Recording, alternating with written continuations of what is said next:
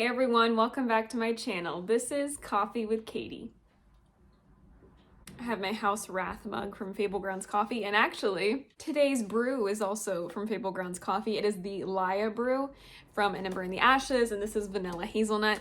I actually really love Fable Grounds Coffee. I know they can be a little pricey, but not for an indie coffee brand, but their coffee is actually really good. They're becoming one of my favorite coffee brands, and I want to order their coffee all the time. But sometimes it doesn't make sense budget-wise, but I still like to make orders every so often, and I love every coffee I've tried from them. They had the Darkling blend. I think they discontinued it now, but it was my favorite coffee of all time. It was like the cinnamon coffee. It was so good. But enough about that. So today's video is going to be 3 mini reviews of some books that I have read in the recent months. I may not have just read them, but they're ones that I kind of meant to do individual reviews for and never did. And so I just decided to do this set of mini reviews for these 3 books. So you could get a little bit more of my thoughts on them. I've probably touched on a lot of it during my reading wrap-ups, but I just thought I would kind of go in a little bit more in depth into my thoughts about these books in this video. But like I said, because it's 3 different books, they're gonna be mini review type things. So the first book we're gonna talk about is What We Devour by Lindsay Miller. This was one of my anticipated releases of 2021, and I was really excited when I won this in a giveaway. So it's actually personalized to me from the author. So I was really excited about this book. I thought the premise sounded really interesting, and I was stoked that the author sent me a copy of it.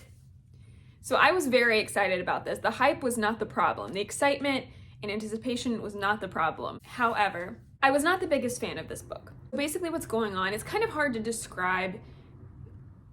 It's kind of hard to give you a synopsis of what this book is about without going into a lot of detail, but it's following this girl who is like the chosen one character, and she has not been bound, which means her magic is not tied to any certain ruler or any certain way, so she does not have limitations on it, and she can access both the light side and dark side of this magic, which makes her very powerful. And this dark prince finds out that she is dual wrought, because it's like vile wrought or noble wrought, and they're divided between the noble and the vile.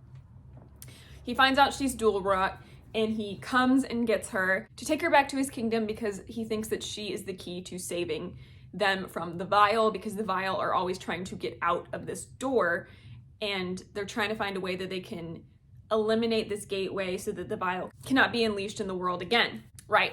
So she's very powerful, chosen one character, great. She goes to this kingdom, awesome.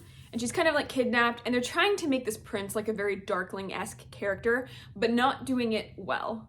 And I actually did not like, I only liked one character in this book. And I'm not saying like all of the characters were unlikable, and that's why I didn't like them, like in a good way, where there's unlikable characters, you kind of root for them, or they're supposed to be unlikable. I just didn't care. I didn't care about any of the characters in this book, except for one, and even then it was very superficial. And then what they did with that character later on did not make any sense to me. One of the things that this book brings out is that the main character, Lorena, couldn't remember her name, Lorena, she's ace, so she talks about how she expresses love differently, and that was interesting to read about and is important representation. But it then made the romance that they're trying to bring into it seem not well developed. So it's like, and I'm not saying you have to have a physical relationship for a romance to be well developed. It just seemed like, even if Lorena was physical with the character she's interested in this book, it just felt shallow. It didn't feel like she really cared about any of them. And that's not, I'm saying this apart from the ace representation because that's important. This was just like, it just seemed like she didn't care and they didn't really care. I guess what I'm trying to say is all of the relationships felt pretty shallow. There wasn't a lot for you to root for, and there wasn't a lot to buy into. You didn't feel that the characters felt any type of way about each other, whether it was strong friendship or romantic or just a drive for anything. You didn't really feel that fear. There was a lot of lacking in the, I feel like there was a lot of lacking in the writing with developing the emotions and developing your emotions as a reader as you're trying to buy into this. It felt like that wasn't there. There was no urgency. There was no fear. I didn't care if she ended up with anybody or who she ended up with. I didn't care about pretty much anything. The only friendship that I rooted for was, again, the one character that I did like. His name was Creek. And I did like that, kind of, but it still wasn't very well developed. And the whole point that you're trying to buy into is that she has to stop the vial from getting out, or their lives are over. The world's over, it's gonna be destroyed. They're gonna feast on people because they have to eat souls and humans to survive. So when you tap into the vial magic, it can destroy things. So you can tap into the vial, sacrifice like your memories, and then erase somebody else's memories. Things like that. Really cool magical idea. However, the whole point is that the vial can't get out, and I'm gonna do a little bit of a spoiler, so if you don't want to hear any spoilers about this book at all, skip the next few seconds. The vial get out at the end of this book, and they like cut a deal with them. And it just feels like the entire plot of this book was for naught. And you just feel like if the entire book was preventing this event from happening, and then it happens, what was the point of the book? And like, that's what I kept thinking, like the entire time I was reading it. I was like, what is the point? What is the point? I don't care, but I thought like there has to be a resolution, there has to be a reason. I'll get to where I care eventually, and it never happened. And I know I'm kind of ranting about this, and this is gonna seem like a very negative video, but I just didn't understand what the point was. I didn't really buy into it, and I just felt like it could have been so much more, and it just fell flat. And it sucks because this is a standalone, and I was really excited about it, and I thought it sounded great, and I thought it sounded like something I was really gonna love. It's personalized to me, I can't get rid of it. So I don't know, this just fell flat for me, and I just wasn't a big fan. If you do like, sounds horrible saying if you do like shallow relationships, but if you do like a more character-driven story and the plot doesn't necessarily matter and you just want to see the dynamics of different people interacting with each other, even if it's not super well developed, maybe you would like this book. And it does show different light into how relationships are formed, which is good. I don't know, I just wasn't a big fan of this. So I don't remember the rating I gave it. I think I gave it around 2 stars. It's on my Goodreads and in past reading wrap-ups, but I just wasn't a big fan and I didn't really understand it. If you liked this book, I'm happy for you, but it was not for me. If you can't tell by me holding up the second book that this is gonna be kind of like some semi-negative reviews, I'm sorry. The next one is The Color of Dragons by R.A. Salvatore and Erica Lewis. Where do I begin? So you're following this main character. I don't remember her name, so I'm gonna have to look. Maggie. It's not even a hard name. You're following Maggie as she is a magician's apprentice, but he's not a real magician because he does not have magic. And she finds out that she does have magic after she encounters a draconis. There's like dragons and draconis in this world, and they're different somehow, but she actually encounters a dragon because they have magic. I don't know if it was ever explained or I missed it, but they're different. So she runs into this dragon, and she has this like weird connection with it, and she doesn't understand why. Her magic is awakened, and she realizes she hasn't, and magic has been asleep until now. And magic hasn't existed in this world for a long time, especially in humans. And so this is a terrifying revelation, and so she is trying to hide this secret because if it gets out, she'll be in danger.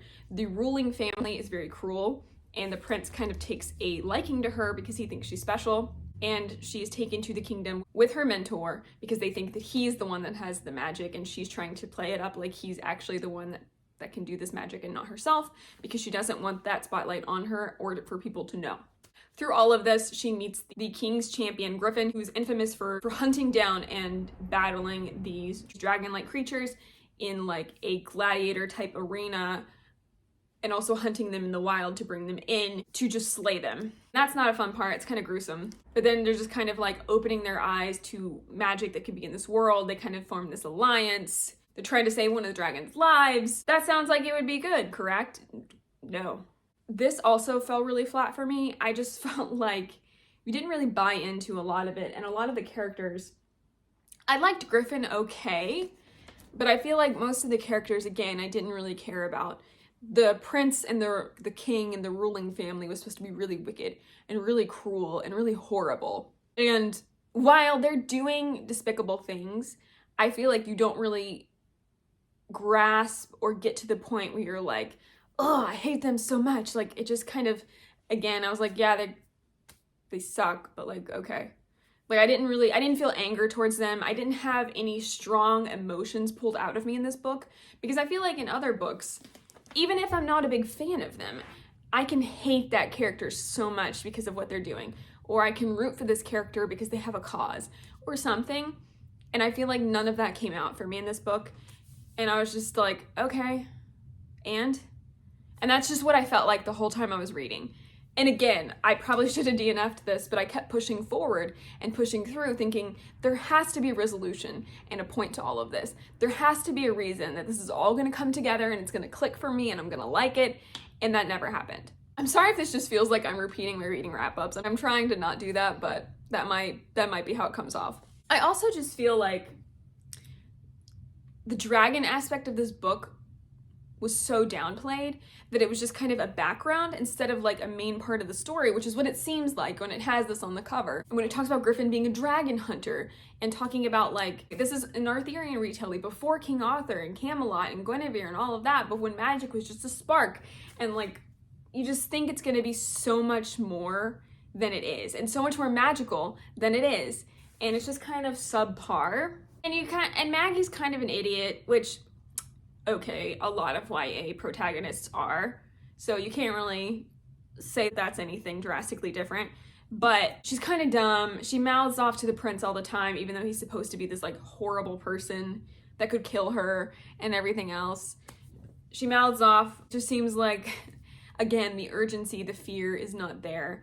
And then I want you to free the dragons. I don't want them to get hurt. But even that seemed like there wasn't really an urgency to it. People died in this book. I didn't care. It was like, I just didn't care. I think at one point there's a small child that's hurt and it's like this huge thing and they're like rushing to save their life. And I'm just like, because I just didn't care. I felt like none of the characters, I felt like it didn't matter. And I felt like none of the characters mattered to me. That sounds horrible. I sound horrible. And even the dragon itself, like that wasn't very well fleshed out and I don't really understand what was happening with it. And at the end, when it gets to the twist, you can fast forward through this part if you don't want to know this, but the twist is that because she had magic and she married Griffin, this like king's champion knight fellow, that their son was Merlin. That's the tie-in to the Arthurian tellings. That's it. Do not pitch this as, you've heard of Camelot, it's brave and handsome king, it's fall, and but this is a different tale. Before Arthur, before Guinevere, when magic was just a spark. And you're telling me that the only point of this entire book was to say at the last sentence that Merlin was your son. That's really what it felt like. It felt like there was an entire book written that had 0 point, only to then just say that Merlin is the son. But it doesn't go into his story at all. It just really irritated me and I was really disappointed in this because I thought I was really gonna love it and it just was like, ugh, to me. I'm so sorry. I sound so mean, but wow, was this disappointing for me. Next mini rant review is what probably these should be called, is The Cruel Prince by Holly Jackson. Nope, not. Is The Cruel Prince by Holly Black. So I just read this. This is going to be in my reading wrap up for February, which will go up before this one. But can somebody please tell me why this is so popular? Can somebody please tell me what the hype is about this book? I went into this thinking that this was going to be like, that I was going to really enjoy it, even if it's not like the best piece of literature you've ever read. You know what I mean? I love YA fantasy. I think it's fun. Even if I'm like, that was okay, I think YA fantasy is fun. And sometimes I just read it because I want it to be fun. I don't need huge world building necessarily. I don't need super deep characters. You think of Throne of Glass, okay? You can write stuff like that and I'll be like, oh, this is okay. No, that's a bad example. Think Shadow and Bone, a lot of like cliches, but I love the Grishaverse as a whole. It was really fun. So YA can be really fun, even if I'm not looking for something deep, whatever. Why? Why do you like this? I need to know. Maybe I went into this wrong. Maybe I went into this with the wrong assumptions, because Well, in general, YA just has romance in it I feel like that's just kind of a known thing that YA has more romance than other genres. Because like YA fantasy, I would say, has more romance in it than normal high fantasy and adult fantasy. Maybe that's presumptuous of me to say, but I feel like that's a well-known thing. I went into this thinking that this is like a weird type of maybe bully romance. Prince Carden is mean, and Jude is just trying to like survive her life, but then they fall for each other because it's like an enemies to lovers thing. But it wasn't really like that. And I'm just confused. I think I just don't understand because I went into this book thinking it was going to be kind of like an enemies to lovers thing, whatever. But it's more like he's just a bully and all of the Fae are bullies. And the humans are just living this life in Fairy that they were kidnapped from, essentially. I know it's like their stepdad, but they're basically taken from their family when they're kids, kidnapped, taken to Fairy, and then they grew up there. And they're studying there, and they're like towards their like what you would probably quantify as like their senior year of high school.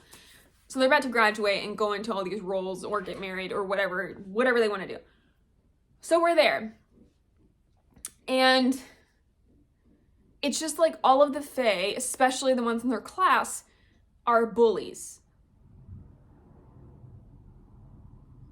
And that's most of the book. They're bullies, and then Jude snaps and wants to stop surrendering, wants to fight, doesn't want to be bullied anymore, but she has to do it kind of secretly, or else they'll just bully her more. Meanwhile, Prince Carden's in the middle of all of it, being a jerk. She thinks she's falling for another guy, and he turns out to also be a manipulative jerk. Like, I don't get it because I felt like I couldn't root for them because they were all horrible. And not horrible as like a vicious horrible because I love them. Just like you're bullies and you're insecure. And you don't probably mean what you're saying or doing, but you're doing it anyway because you're kids. I didn't even necessarily want them to get together, but I kept waiting for it to happen also. And then they like kiss once. And that seemed like it was the whole book. And granted, towards the end, you can see that Jude is like trying to be more of a strategist, a military strategist, and trying to figure out how she can save this horrible situation, because there was a situation that happened where the reigning monarch was killed in a very particular situation, where then the person that would take up the crown was kind of unknown until they are crowned by a certain bloodline, and there's like very strict rules to it. And so you're seeing her think through and weave how she's going to help this situation and it not be this like terrible ruler that takes over, nor a like figurehead, if you will, until another ruler can come into place. So you're seeing her kind of do the strategy in her mind, but it's also trying to keep some of it hidden. I figured it out, but you're seeing that, and okay, that's kind of fun, but I just thought it was going to be so much more fun than it was. And I didn't really care about the, you hear about Prince Carden and Jude and this relationship and this romance, and it's like iconic and everybody knows it and everybody loves it, and I was like, why? I just didn't get it. I didn't get the point. I didn't get why people love this so much. Maybe I will when I read Wicked King, because I do want to know what happens, but I've also heard really bad things about Queen of Nothing. So I really have no idea how this series is so popular. And then Carden's just like, oh, I like you, and I hate it. Yay. Like, I don't know. My gosh, Legend's dog bed is right next to my bookshelf right now, and he just came and laid down in it, and it's so cute because he's right there. I couldn't root for them, and it just made me feel like this was pointless. Maybe more of it will unveil, like I said, in the rest of the series. But yeah, this is definitely one that I was like, why? Why is there so much hype? It also kind of had that like idiot protagonist thing where she just keeps doing stupid stuff.